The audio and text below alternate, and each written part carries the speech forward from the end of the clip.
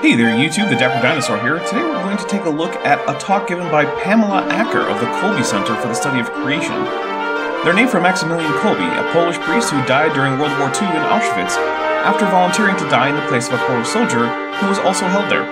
My paternal grandmother was quite fond of him, and I kind of feel like attaching his name to a pseudoscience organization mill is in bad taste. But then, I guess I'm not sure what other saint I would find to be in good taste. Maybe St. Jude Thaddeus, the patron saint of lost causes.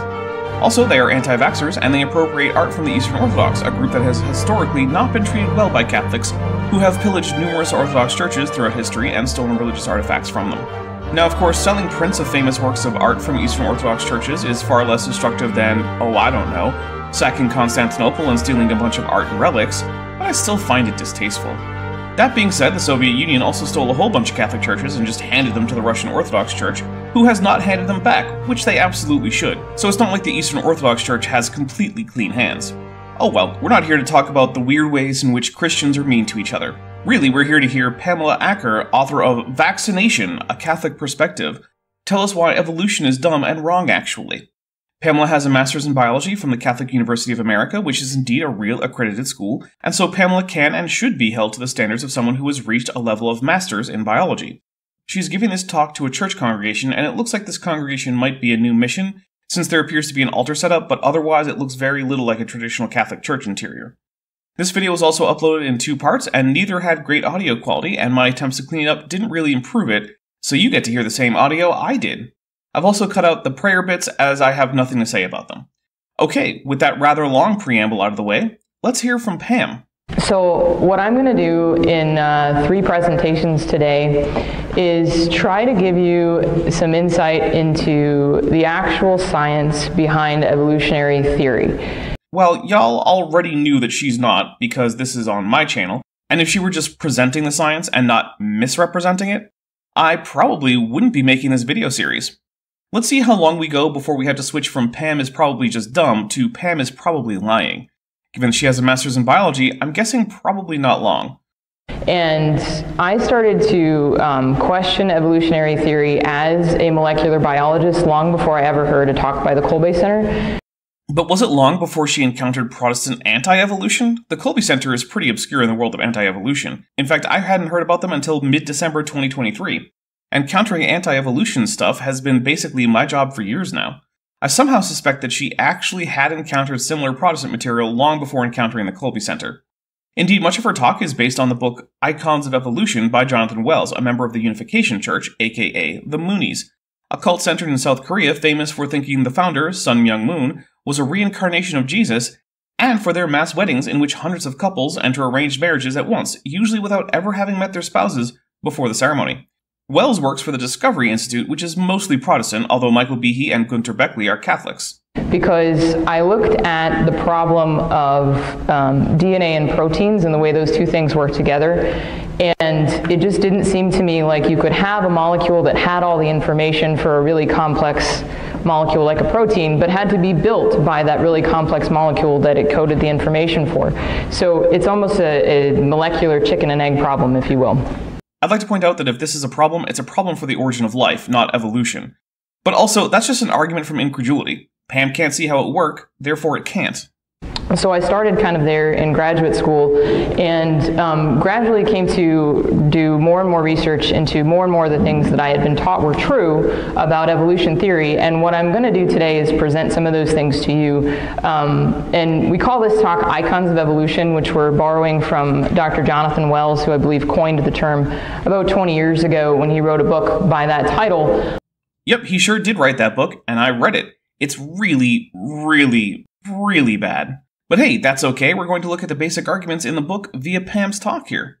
But a priest on Sensus Fidelium gave a very good homily with the same title, Icons of Evolution, and that my next 2 slides are lifted entirely from him. Oh good. We get to hear Wells's point not just filtered through Pam, but filtered first through some random priest from Sensus Fidelium, and then by Pam Acker.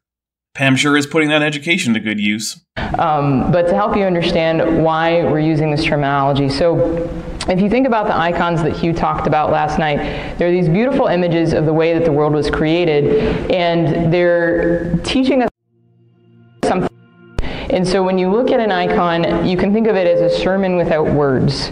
So this icon in particular is depicting the sixth day of creation from Genesis 1 and was painted by iconographer Michael Kapeluk, an Eastern Orthodox man living in Pennsylvania. It's in English, which is nice if you're a silly American who can't read Greek. I don't know, I just felt like giving the non-Catholic who made this art credit for his work, especially since if it were my work being used in service to pseudoscience by an anti-vaxxer, I'd be pretty upset about it. To be fair, I have no idea how Mr. Kapeluk would feel about it, as all I know about him is that he paints icons both freestanding, on wood, and as murals. Side note, I find it rather amusing that the lions in this are both apparently male. Think of that as we're going through this talk. These images that I'm going to show you that are used to present evolutionary biology as true are icons in the same sense. They are sermons without words. They are teaching you science without actually showing you any evidence. Okay, so what is an icon? Well, it's derived from a Greek word that just means image, but that's not really how it's used in English. When specifically speaking about Christian icons, they are paintings or mosaics that depict scenes from biblical texts, from the life of saints, or just a saint or other religious figure as a portrait, without any particular event being depicted. They are usually highly stylized, and while not objects of worship themselves, are venerated to honor what is depicted on them. But does any of this apply to the icons of evolution as Wells meant it? No, he's using a different definition, clearly. He means it in the same way that we might say that Marilyn Monroe was a sex icon.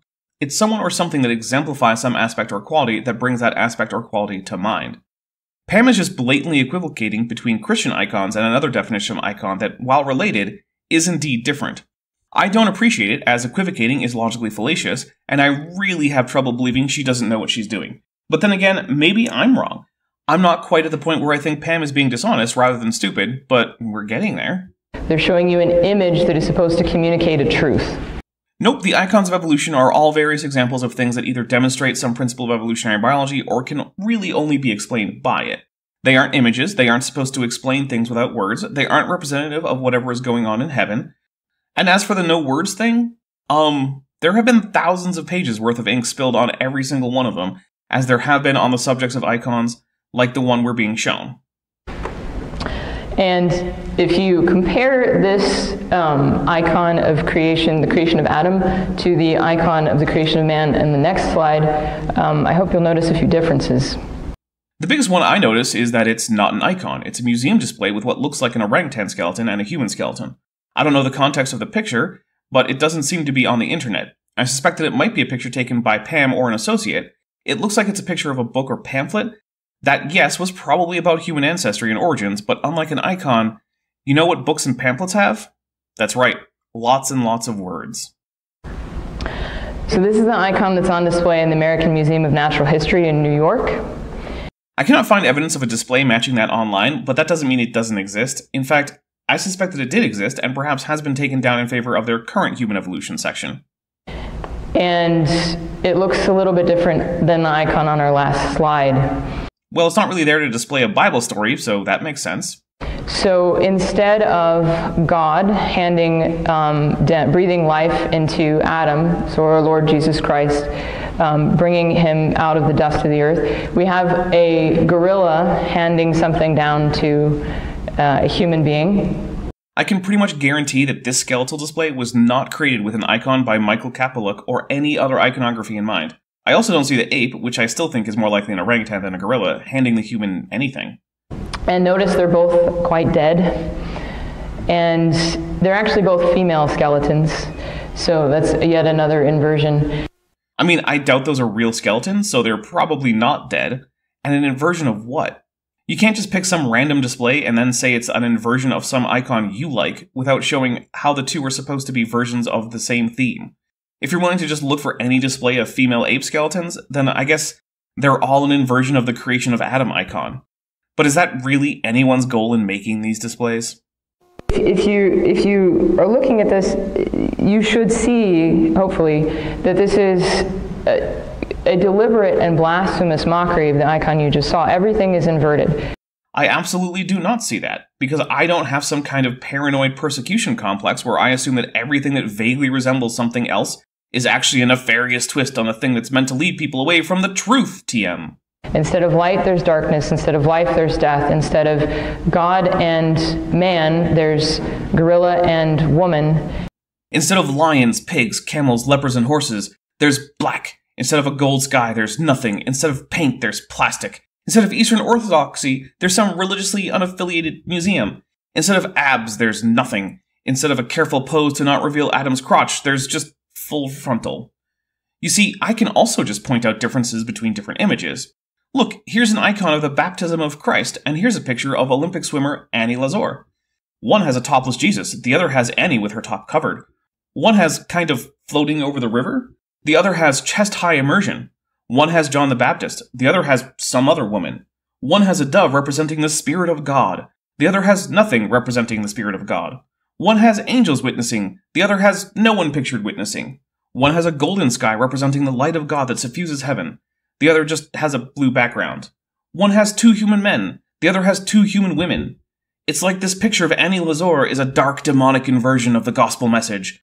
Who could ever have guessed that the 2020 USA Women's Olympic Swim Team was actually a satanic conspiracy to turn people away from Christ? And everything is backwards and upside down, and that's a characteristic signature of the diabolical. Stay tuned for me and Pam to team up to expose the 2020 Olympics as a scheme to invalidate the Catholic Feast of Theophany. So Father gave a much better explanation of all of this in his talk than I did, and I refer you to him. Well, he's not here, so I don't know how good an explanation he gave of this, but it would be hard for it to be worse than Pam's explanation. But I present it because this is the battle that's being waged. The battle that's being waged is not being waged at the level of ideas, it's not being waged at the level of evidence, it's being waged at the level of images. And so that's why this talk is so important. There's no battle. There are scientists doing science largely oblivious of the fact that anti-evolutionists exist. The battle is the same as the battle between flat earthers and the scientific community. Anti-evolutionists and flat earthers alike provide no testable predictions based on their ideas that differ from the standard predictions of science and that have borne out. What testable predictions that do differ that can be derived from their ideas routinely turn out to be false, and the scientific community pays attention to neither. So I'm going to take you through a number of the images that you see, and I apologize that it looks like the screen is kind of set up for 3D glasses or something. There's a little bit of an echo there, but hopefully I can talk you through some of the images. To be fair, as a Catholic church, they certainly don't have the AV budget of your average Protestant church, so I get it. But the first icon, or the first image that's presented, is this idea that natural selection is somehow the same thing as evolution. That's like saying fermentation is the same thing as beer. It's not, but you can't really talk about the process of making beer without talking about fermentation. Natural selection is an important part of the process of evolution, but it's not the whole thing. Talking about it in the context of evolution is necessary for a full understanding of evolution. So, in a population, there's variation, and if you look around the room, you'll see that. Some people have dark hair, some people have blonde hair, some people have no hair, some people have lots of hair. That's true. And if the roof fell in on half of us, that's sort of depressing, but it would alter the variation in the population, right? I mean, probably, but that would be genetic drift, not natural selection. Anytime the allele frequencies in a population alter from one generation to the next generation, evolution has occurred. When alleles become more or less common because of their effect on the reproductive capacity of those organisms that have them, this is called natural selection. When they change for reasons not to do with that, for example, a population experiences an event that kills a significant portion of its members at random, or simply the random happenstance of genetic transmission, that is called genetic drift. Drift is another mechanism of evolution that is not the same as natural selection. So all of a sudden you might go from 20% of people that had brown hair to 30% of people that had brown hair. And evolutionists will point to things like that in animal populations and say, okay, over time this population has shifted towards a darker coloration because that's better camouflage, or a lighter coloration because that's better camouflage, depending on where they live. No they won't, because no one thinks that this group of humans in a church are using their hair color to hide from predators or ambush prey. They'll call it genetic drift and move on. That's assuming that they even call it that, since I doubt that that room has enough people in it that their deaths would measurably alter the allele frequency of the entire species Homo sapiens. I'm still not quite ready to say she's being dishonest, but the fact that she has a master's in biology and can't tell the difference between natural selection and genetic drift is very troubling. And they'll say, look, that's evolution. Evolution has happened. So we've seen sort of a shift in this population from one phenotype or one physical presentation to another phenotype or another physical presentation. Yes, provided that this change in the physical characteristics of the organisms in question is due to an underlying change in the allele frequencies, then it's evolution. If it is instead due to phenotypic plasticity, where the same set of alleles for the same genes can result in different physical traits depending on environment, then no, it's not evolution. A good example in humans is skin color. You might have noticed that people can have their skin color changed based on how much UV light they get, and that they can do it within a human lifetime. That means that some variation in skin color in humans is not genetic, but rather is governed by the plasticity allowed in that trait by the alleles in those humans. And kids are shown images like this in textbooks that say, you know, there's a lot of giraffes, they can't all survive, they have different variations. Environment better than others, so those giraffes survive and they have little baby giraffes, and then the generations subsequent to them look more like them, and over time this is going to drive evolution of a giraffe into a rhinoceros or something like that. No. No one is told that a giraffe is going to evolve into a rhinoceros. For one thing, actual giraffes, as in Giraffa camelopardalis, are highly specialized high browsers, while rhinos are highly specialized low browsers. It's extremely unlikely that a giraffe would ever evolve to even superficially look like a rhino. But further, we do know what a low-browsing giraffid would look like, because that already exists. It's called an okapi. Even though rhinos and okapis occupy somewhat similar niches, they have evolved to be very different animals. The rhino, for example, uses its very flexible lips to acquire food, something it shares in common with the horses, who are also parasitactyls, and the tapirs, which are even more closely related, but have taken this trait to the extreme and evolved a short elephant-like trunk. Okapis, on the other hand, have inherited a long prehensile tongue, something they share with giraffes, and they use that for food acquisition. Further, evolution has to work along the lines of monophyly. Once you're a member of some group, your descendants will forever be members of that group. So no matter what giraffes do, they'll always be part of the giraffe clade, even if they do end up superficially looking a bit like rhinos. And of course, with Paraceratheridae, we have rhinos that actually looked a fair bit like giraffes. And that's where I disagree. Okay, everything that's on this slide, actually, in terms of the images, and in terms of the example that I've given you, everyone will agree actually happens. There's variation in population, and individual species can change over time, but a dark-colored giraffe is not the same thing as a rhinoceros.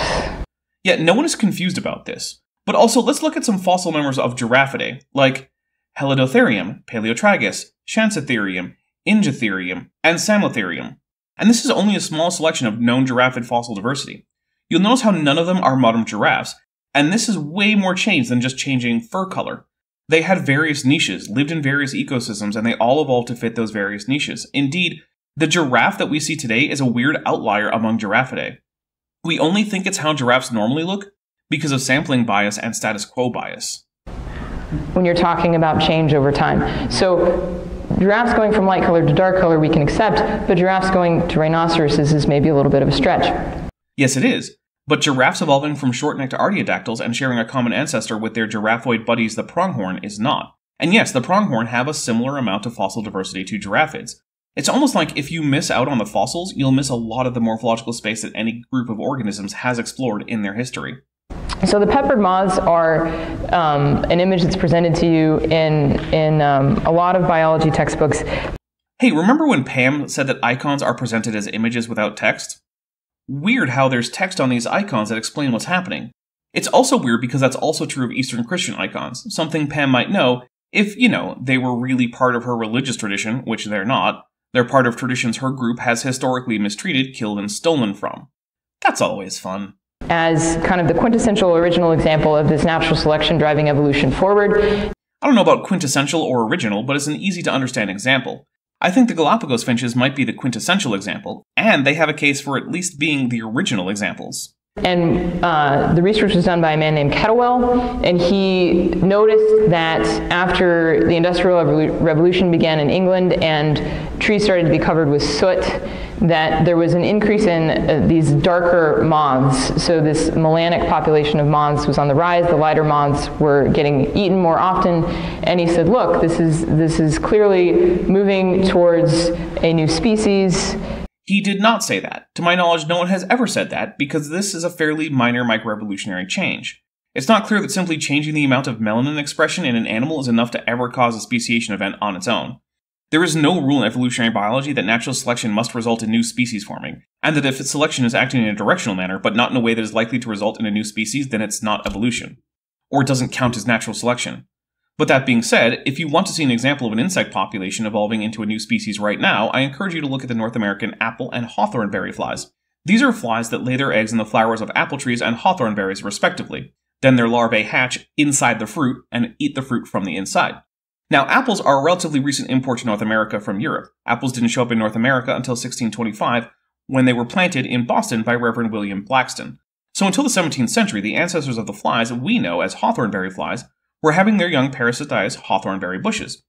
But now there was a new food source for them, and some adapted to it. Today we have two fly populations that are morphologically and genetically extremely similar, but because hawthornberry flowers and apple flowers bloom at different times of year, the populations that specialize in apples no longer breed at the right time to interbreed with the hawthornberry specialists, meaning that the populations are now mostly genetically isolated, a pattern that is likely to persist and even strengthen. This will result in two species, all because one is adapting to a new food source. So while the peppered moth example was not trending towards speciation, we can still watch speciation happen in the wild regardless.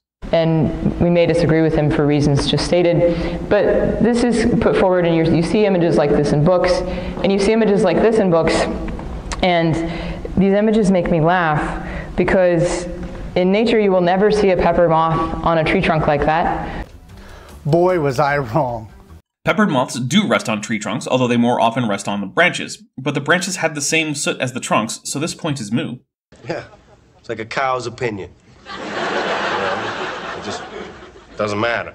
Additionally, while the trunk pictures are often used for clarity, Kettlewell also placed them on branches and photographed them there. Those are dead. They've been pinned there by whoever photographed them. Yes, because these examples were illustrative, not the direct observations. Kettlewell publishes observations with data, that is numbers, not just pictures. They were there to illustrate what he was talking about. Further, have you tried to photograph wild insects? They don't like to pose for you, especially not conveniently next to conspecifics so as to show off their genetic traits that you'd like to study. It's basically the same reason why when you go to a museum, you see taxidermy animals, not usually live ones. The live ones don't really do well shoved into a museum display. But the fact that the museum is showing you a stuffed moose doesn't mean that real live moose aren't a thing, or that what the museum is telling you about moose is wrong. Because peppered moths normally rest with their wings closed? Yes, making them harder to identify in all their anatomical glory. But remember, Kettlewell wasn't saying these were live photographs. He was open about posing dead moths. Like other moths, and they don't normally rest on the trunks. They normally rest in branches. Which is another place he photographed them, and which also shared the soot. And in other places where scientists find it very difficult to find them. So the idea that a predator is going to come along and pick off this light-colored moth resting on a dark trunk is a little bit of a fairy tale, because they simply don't rest there. Well, they do, but if we change the story to a predator will come along and pick off a moth resting on a dark tree branch, does that suddenly become more or less plausible? I don't see why it would. And in fact, when Kettlewell did his experiment, he was doing it during the day. These moths are nocturnal. By experiment, I assume she means posing the moths, and yeah, imagine wanting enough light to take a good picture.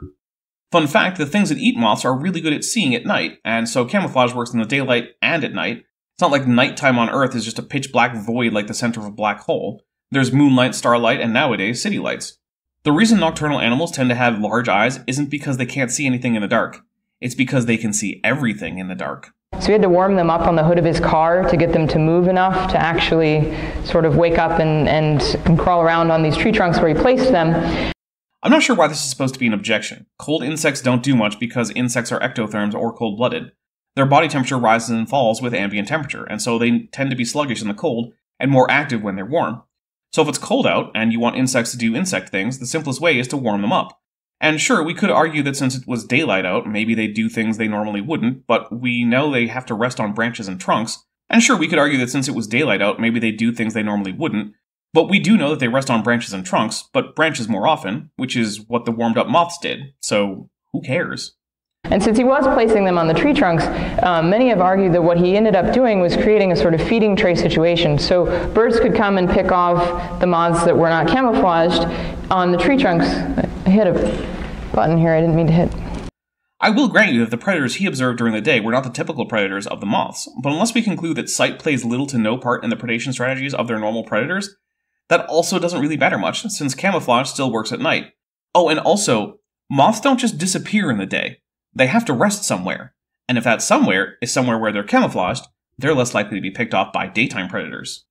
There we go. on the tree trunks, and he got the data that he expected because he set up the experiment in a way that that was the only thing that was going to happen. So, I'm not even sure what that means. It's not like back in the day he had great night vision cameras that could capture all the action at night, but now we do, and this explanation holds up. But further, most of his data was just counting up moths found in the wild. Actual practical experiments were a minor aspect just to demonstrate that the mechanism of natural selection because of predation was a good explanation for the evident change in the proportions of color among the peppered moths. And he did the experiment over the course of 5 days, and for the first 4 days, the results that he got were not statistically significant, and somehow, on the very last day, he accumulated so much data that his results became statistically significant. Generally speaking, the more data you accumulate, the more likely you are to have a statistically significant data set, simply because of the larger sample size. The larger the sample size in your data, the easier it is to determine minor but real correlations in the data, and hence the easier it is to get statistically significant results. That's why studies like this can take much longer than 5 days. Indeed, Peter and Rosemary Grant, a married couple, who are both evolutionary biologists at Princeton University, have spent a cumulative 25 years or so over the last 50 years on the Galapagos Islands studying Galapagos tanagers, which most people know as finches, precisely because long-running studies with large sample sizes provide the best data. So I don't know what fairy wand he waved. Also calls his methods into question a little bit. Yes, the fairy wand of getting more data. How nefarious of him. And I've also read somewhere, and I'm again forgetting the reference, which I generally do. That's why you write such things down and have a works cited section in your presentation. Perhaps not to go through in detail, but at least to alert people where you got your information. But whatever. Let's hear the thing Pam will say but can't even by her own admission source. The more reading I do, but that birds are not even the primary predators of these moths. Most of them are eaten by bats. Okay. So what? If the color can't help you against bats, but it does help you against birds, then it's still a selective advantage to be camouflaged. This is like saying that because cardiovascular disease kills more than twice as many Americans each year as cancer, that we should stop worrying about cancer. No, I'd rather be immune to cancer than not, thank you. Now, if I had the choice, sure, I'd take heart disease immunity first, but if I don't have the choice, I'll take either. Similarly, the fact that bats kill more peppered moths than birds do in no way means that being less likely to be killed by a bird isn't a good thing. Of course it's a good thing. Those moths that would otherwise have been killed by birds weren't. Now they reproduce, and their alleles spread into the population more than the moths who were killed by birds. I don't understand how Pam can even begin to think this is a good argument. Which are also nocturnal? Yup. Hence why they tend to be a top predator of moths the world over. Now, if you know anything about bats, you know that bats do not hunt by sight. So the fact that there was a change in the population from dark to light may not actually mean much of anything. Well, it means that the population still evolved to match their color to the tree color in more individuals, and then back again in sync with the tree color changes from pollution. There has to be some reason for it, and we know that birds do eat moths, and we know that whether or not they eat moths more or less than bats do, there's still a selection pressure on the moths. And subsequent experiments done on these same moths showed that in some places in England, the moths shift from light to dark, in some places they shifted from dark to light, and there didn't seem to actually be a correspondence with the level of pollution in the environment. I'm going to need a citation for that one, because that is the opposite conclusion of every paper or discussion on the topic that I've come across, except for the ones by dishonest pseudoscientists who will just straight up lie about their data. So if you pool all the data together, what you get is there are some light moths, there are some dark moths, there seems to be some variation in the population, some conditions seem to favor one color over the other, and there's still moths. Yes, there are still moths whose coloration changed via natural selection, making them a very useful example of natural selection when explaining the concept to kids, which is why they're popular in textbooks, and nothing we've been told here in any way changes that. Shockingly disappointing. Ironically, that was my thought too. All right, finch beaks are another common thing that's put forward in terms of this idea that natural selection somehow shows us that evolution is true. What a weird way to phrase it. The evolution that we can see because of natural selection is how we know evolution is true. If you want to deny evolution down to the level of denying natural selection, you're going to basically have to argue that the relative frequency of alleles in populations never change. But they very obviously do. And Darwin's finches, there are supposedly 14 different species of finches on the Galapagos Islands that bear his name. And Dr. Peter Grant Oh hey, I've already mentioned Dr. Grant and his wife, Dr. Grant. Cool. I also like that the Grants, like Dr. Alan Grant from Jurassic Park, are studying dinosaurs. Who has done a number research for decades with these finches, along with his wife Rosemary, has observed that in captivity, these different species of finch will breed with one another. Yeah, that's true for a lot of animals. When their preferred mates aren't available, many animals will take what they can get. That's one of the reasons that, at least in US prisons, same-sex activity increases among inmates who on the outside never really engage in it. US prisons are sex segregated, and so when people are in prison for years on end, they take what they can get. So if you know anything about the definition of a species, the biological definition, there are actually, I think, over 30 definitions of species, but... No, let's not skip over that. The biological species definition is nice because it's relatively rigorous, but it doesn't really work in many cases. The reason other definitions exist is because life is complicated, and an insistence on sticking to the biological species definition results in absurdities. We don't get to just pretend that if two organisms would be in the same species under one species definition, but two species under basically all the other ones, that they're just unambiguously members of the same species. Anyone who tells you that the biological species concept is the one species concept to rule them all and in the darkness bind them, either doesn't know what the heck they're talking about, or is lying to you. Which doesn't make this complicated at all to explain, right? But the most commonly used one is the biological definition of species, which is if you can successfully reproduce with another individual, then you belong to the same species. Hey, what does successfully reproduce mean? Do fertile hybrids count? What about infertile hybrids like mules? What about hybrids with limited fertility like ligers? What about hybrids with early mortality? If two species can mate but the offspring dies after a few years, does that count? What if it dies only a few days, or even minutes? I asked that last one because of the hamster test. The hamster test is a test for human male fertility in which human sperm are tested to see if they can penetrate treated hamster ova. When they can, the sperm in fact fertilizes the hamster eggs, resulting in hamster-human hybrids with a male human father and a female hamster mother. Now, the hybrids are non-viable and they will not survive more than a few cell divisions, but they exist. Are humans now in the same species as hamsters? That would more or less unite humans into a single species with hamsters, rats, lemurs, gorillas, rabbits, and colugos. Somehow I doubt Pam would be comfortable concluding that she is in the same species as a beaver. So these individuals are able to interbreed in the wild, which would actually reduce the number of species of finch from 14 to about 6. No, it wouldn't, because as Pam has already said, there are many other species concepts like ecospecies, morphospecies, the lineage species concept, etc. So while I'm sure there is an argument that could be made for lumping some of the named tanager species on the Galapagos Islands into a single species, it's highly unlikely to go as low as 6, and even if it did, so what? They still all evidently descended from an ancestral and monospecific founder population, and they're still undergoing evolution by natural selection as the Doctors Grant have observed and documented for half a century now. So what we're actually seeing is not, sort of this rapid speciation where individuals from a common parent population are becoming more and more different over time. Yeah, that bit had already happened before Darwin got there. The species on the Galapagos are mostly stable at this point, having diversified into a number of niches and geographically isolated populations. We're seeing actually that these finches are kind of remaining closer to the original ancestral population than we thought, so that they can still interbreed when they're introduced in captivity. If that were the case, even according to Pam's own logic, then there should only be one species by the biological species definition. But according to her, there are 6. So now it's officially time to call Pam a likely liar. She knows what she said, she has a master's in biology, she knows how she just contradicted herself. Once again, I asked the creationists who may watch this to let me know in the comments, why is it the creationists have to lie routinely to make their points? But Dr. Grant also noticed during a drought on the Galapagos Island where he was researching these finches, that the average size of the beak of the finch increased by about 5%. Yep, because drought-resistant seeds tend to be thicker so that they lose less water.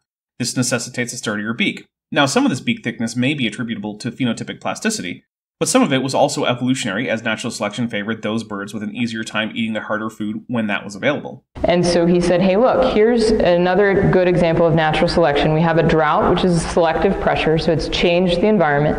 That's made larger beaks more suitable. So now the larger beaked individuals, they're having more, laying more eggs, and those eggs are hatching, and then the next generation has larger beaks overall. And so we're seeing sort of this directional shift that we would expect, or we would predict, if evolution were true. Yep, all that is true. Now let's see how Pam misrepresents the science in order to pretend that somehow watching evolution happen in a real wild population of animals in real time doesn't count as evidence for evolution. Well, the drought ended a few years later, and what happened with the birds was that the beaks reduced in size. So the environmental selection pressure reversed, making big honking beaks costly when easy food is available, meaning that the direction of selection reversed. Okay, this seems entirely in line with the predictions of evolutionary biology. Back to about what they had been pre-drought. Yep, pretty much as expected. And this was a rather unexpected result. Excuse me, the did you just say? Because if evolution is change over time that's driving a finch to be something else, which it's not even a little bit, then you would expect it to keep sort of progressing along away from the mean rather than returning back to the mean once environmental conditions change again. No. That's exactly the opposite of what evolution would predict. Evolution isn't some metaphysical entity that wants to drive finches into non-finchhood. In fact, a population of finches will never be not finches. Even if finches evolved into 3-meter-tall flightless predators, they'd still be finches. Just like finches are still birds, still dinosaurs, still ornithodyrans, still archosaurs, still reptiles, still amniotes, still tetrapods, still vertebrates, and still animals, their descendants will always be all of those things, and also still finches. Evolution has no overarching directionality. The direction of change is entirely dependent on the environment. Pam is here pushing an orthogenic view of evolution, where evolution has trends in the direction of change apart from the environment, such that organisms can actually evolve such that they're less fit despite natural selection through this evolutionary momentum. But this idea was tossed out in the early 20th century, and for good reason. That's just not how evolution works.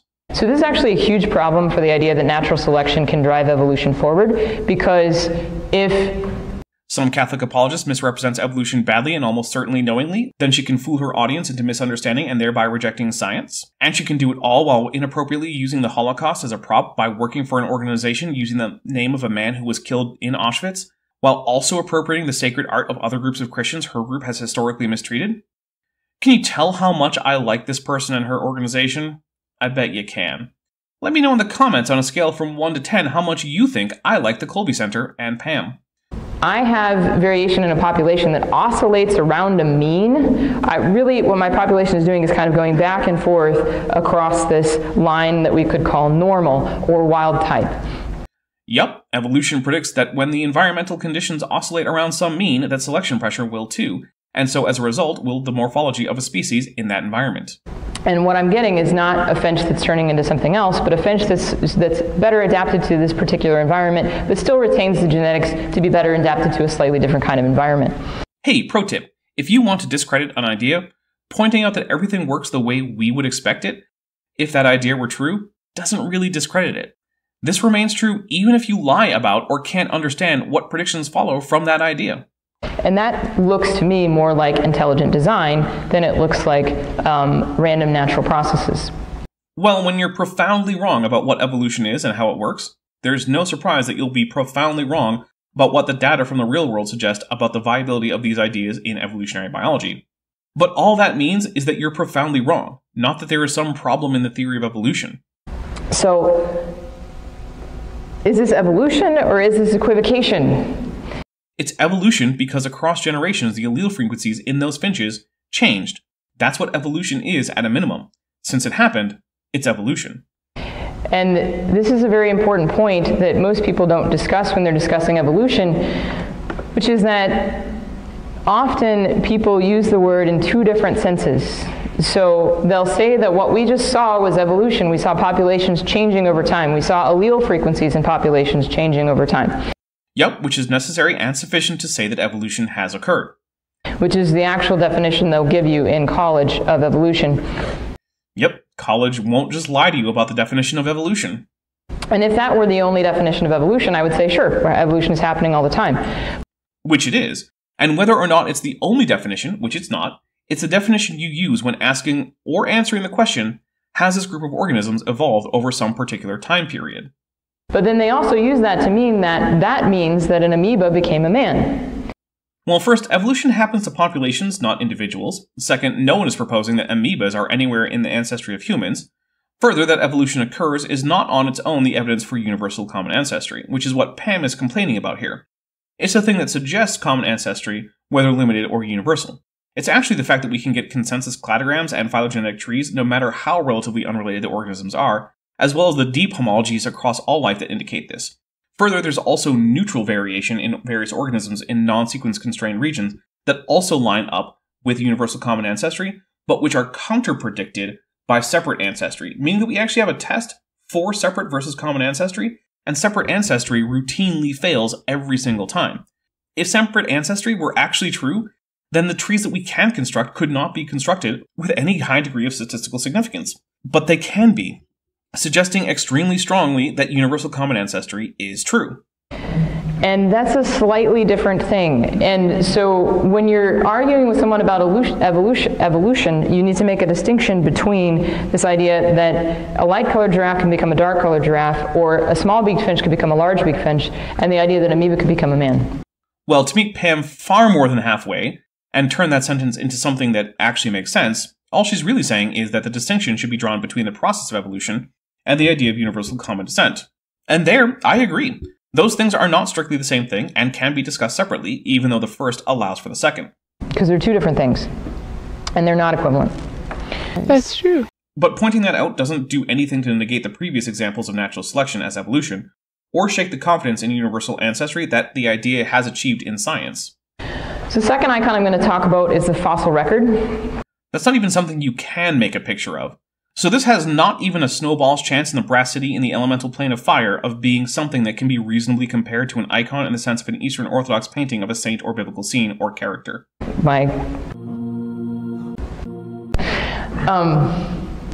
And so Hugh spoke a little bit about this last night, and the idea that Lyell had was that sedimentology happens the same way, has always happened the same way he sees it now, so a little bit of dirt gets laid down very slowly over eons of time, and if that is true, then the deeper I dig below this floor, the older the dirt is. That's actually true regardless of how uniformitarian geology actually is in reality. If you stack things vertically, then the bottom things have to be stacked first, and the only way to change that is to tilt the whole stack as a group. But also, I should point out that modern geology is not strictly uniformitarian, except in the broad sense that it assumes, as does all science, that the basic way in which physics operates today is the same as it was in the past and the same as it will be in the future. Indeed, without this bedrock assumption, empiricism cannot be justified, and there is no way to do science. Because it's been laid down in successive layers, and so then the one closest to the top is the newest, the one closest to the bedrock is the oldest. I would love to see Pam refute this by, say, stacking plates with the oldest plate on top from the start. I'm sure her demonstration of how gravity sometimes just doesn't work will be worth a Nobel Prize or two. So if sediments were laid down that way, then we would expect that as I dig deeper and deeper and deeper, I'm getting sort of snapshots into the past. She keeps being right. It's both nice and also causing an increasing sense of foreboding deep in my heart, because we all know she's about to screw it up royally. And I looked at images like this for, I think, probably 2 decades. That's a long time to look at a picture, but okay. Before somebody pointed out to me that the reason that's a drawing and not a picture is because there is pretty much nowhere in the world where you can find all of those layers in that order. Yeah, and the periodic table of the elements doesn't occur with the elements arranged in that order in those rows and columns anywhere in nature either. So what? They're both models that correspond to real phenomena that we do see in nature. Both are models that help orient ourselves either in relation to rock strata or atoms. The geological column is there to tell you of the strata that exist across the globe which are older than which others, and even though virtually no locations have all the layers, virtually all locations apart from oceanic volcanoes have at least some layers, and when you account for things like tilted strata as a result of local uplift or subsidence, they're always in the order shown in the geological column. It's not supposed to be something you see intact out in the wild. So about 99% of the Earth is missing one or more layers. So layers result from deposition, and in cases where there is essentially no new deposition, then new layers cannot form. And in cases where an area is eroding, then layers that have formed will be removed. In order for Pam to expect that the entire column should be globally ubiquitous, she would have to assume that all areas on Earth are experiencing constant and continuous sediment deposition, or sedimentation. But we know for a fact this isn't happening. Rivers, glaciers, and wind all erode rocks. Further, if the whole world were experiencing sedimentation, then where does the sediment come from? With a few exceptions, such as volcanic ash, you can't get sedimentation in one place without erosion in another place. So the idea that we should expect a continuous, unbroken, and complete geologic column to physically exist in a significant portion of the Earth requires that we ignore basic facts about the reality of the rock cycle, like erosion. I don't think that's a reasonable thing to do, and I hope you don't either. And that's actually evident in the Redwall Muave contact, I may have mispronounced that, in the Grand Canyon. What, because there's a disconformity there? Where the layer above did not start being laid down exactly when the layer below stopped being laid down? Unconformities must necessarily exist between layers if any area experienced erosion for any significant amount of time. Does Pam just not believe in erosion? Where, I can't see my slide, there are about 150 million years missing from the sediments there if we accept evolutionary timescales. Which are not scientifically valid reasons to reject it. So I don't know about you, but I wouldn't want to be the geologist who came home one day and said, Mom and Dad, I lost 150 million years today. I wouldn't either, because if I did, I'd expect my mom to punch my arm and call me an idiot while my dad asked if I'd ever heard of erosion or if I'm just an idiot. You know what? I'll be right back. I'm going to call my mom. Okay, well, I called my mom, and to be fair, she was pretty nice about it, and said that, yeah, she isn't surprised that there are some areas with so-called missing sediment, and then she went on about how she doesn't think people should be reading the Bible to tell them how old the Earth is, and that she doesn't hold the idea that God is trying to use the Bible to teach people such things. She also expressed how amazed she was when she flew over the Grand Canyon in a helicopter. Now, I'm going to remind you that this is the woman who was quite upset to find that as a kid I had a copy of Darwin's Origin of Species, and it seemed to be worse than if she'd found a Playboy. So I guess all the geologists can feel free to tell their moms that there's a disconformity between the Muave and the Redwall limestones. Also, I want to point out that she said that she thought she would have the same opinion even if she were a Roman Catholic, but then also added that it would still be true if she were a Presbyterian or any of another handful of types of Christian. Don't know where they went. I'm pretty sure they went into the ocean to then be subducted, at which point they probably turned into magma. So that's kind of an anomaly that isn't explicable if you don't know what erosion is? Apply the idea that the sediments were laid down slowly over time. What you just said is one of the most insanely idiotic things I have ever heard.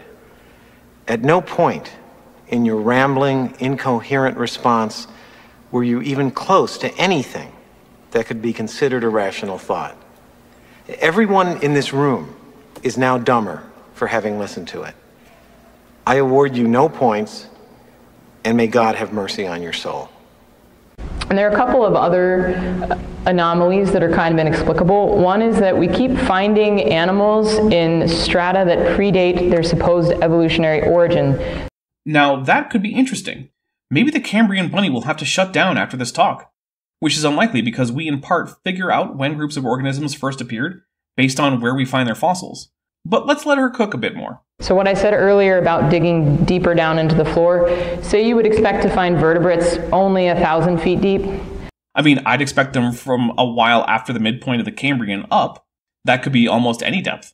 There are Cambrian deposits right at the surface in some places, because the geologic column doesn't have a y-axis labeled in units of length from the surface. A stratum from any period can be at virtually any depth from the surface, and can itself be virtually of any thickness. It's not like there's a 1,000 year per centimeter rule or something. Geology is far more complex than that, something we've known since even before Lyell. I'm making these numbers up because I'm not a sedimentologist. Fun fact, you actually can find sedimentologists and ask them. Most of them are enthusiastic about their work and will be happy to explain it to a genuinely interested person. So, just for comparison, you'd expect to find vertebrates only 1,000 feet deep, and you expect to find, much simpler life forms below that. I'm not sure what that means. The oldest known vertebrate, Hycoichthyes, is pretty darn simple even compared to contemporary panarthropods like lobopodians, trilobites, and radiodonts. Even before that, we get to the pre-Cambrian fossils like Charnia and Dickinsonia. Those seem even simpler than Hycoichthyes to me. So this seems to line up pretty well with the predictions of the theory of evolution. But we keep finding things, say, at 1,500 feet or 2,000 feet, things that are much deeper in the rock than they should be. It would be lovely to get an example, preferably not one from Carl Baugh that has no provenance and that he won't let anyone independently test or examine. Which suggests that they were alive a lot longer ago than we thought they were. That would indeed suggest that. I'm curious why this seems to not have any examples besides the on-screen Cambrian vertebrates, which are not at all out of place as vertebrates evolved in the late Cambrian from earlier chordates such as Pikaia, which are even more simple. If these sediments are all laid down in order. As opposed to what? Someone lifting the sediments up like a bedsheet so that new sediments can slip under them? Like someone getting into bed? How would that work? But it's possible that the sediments are not laid down in order, and one of the most interesting evidences of that is polystrate fossils. Hold on, I'm going to down a few gallons of whiskey for this.